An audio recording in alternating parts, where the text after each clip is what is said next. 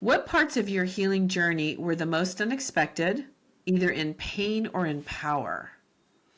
I think it's funny because it took me so many years to realize that I even needed to heal. And the thing that was the Yeah. most empowering and surprising to me was once I actually committed to doing the work, that it was relatively easy and simple. And again, I Yeah. have my bad days and everything else, but Sure. I think so many people like me would rather repress and suppress, thinking that they don't want to confront it. And I would much rather confront it and go through that than continue to have the overhang and be shackled to my trauma. And again, I had approached it kind of clinically to start with. And once I understood how things worked, Yeah. that helped me a lot. So I was kind of using intelligence for the healing. And then I got the feeling through the writing and the releasing. And so I think so many of us don't know what to do. Hmm. People would be like, sit with your pain and process. I'm like, well, that sounds stupid to me. I'm like That's, gonna go move to Greece or whatever. yeah. But it's you if you repress it, it's still there, and I think that that's the biggest learning experience. And so that was definitely my aha. And I'm not belittling the work that it takes. And, again, if you watch my YouTube things, you see me, crying and whatnot. And it's an ongoing process. But I think that facing it and embracing it is the way to go, so that you're Hmm. not quagmired in the after effects of trauma for the rest of your life. And, I just, like you, I'm trying to share with people because I want to help children. I get Yeah. really emotional when I talk about it, Yes. but those children that we aren't helping, become adults like me.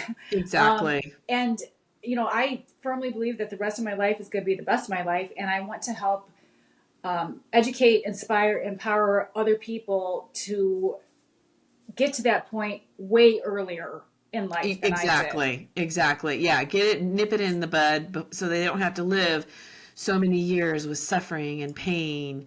And I think one of the things also that people think about and maybe are afraid of starting the healing process is it does feel really huge and big and overwhelming and scary, Right, and I think right? that's why I say it was shockingly easy and simple, not to belittle it. And Correct. and I'm very blessed. When we have trauma, we can go either way. I think we get closed off and Yeah. scared. Yeah.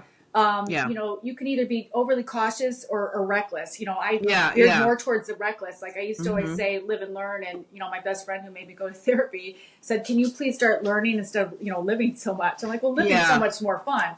Um, but Yeah. but I've always had an open heart, so I've had a lot of love, and it's come with a lot of heartache. But I know other people are so guarded that they don't Yeah. even open their hearts, and Yeah. so I feel like that's why I've had a relatively happy, full life. And so the people who are closed off, those are the ones who probably struggle the most with starting Hmm. down that healing journey. And I think that they have the greatest opportunity, to benefit from it. Because I mean, to me, we're here to love.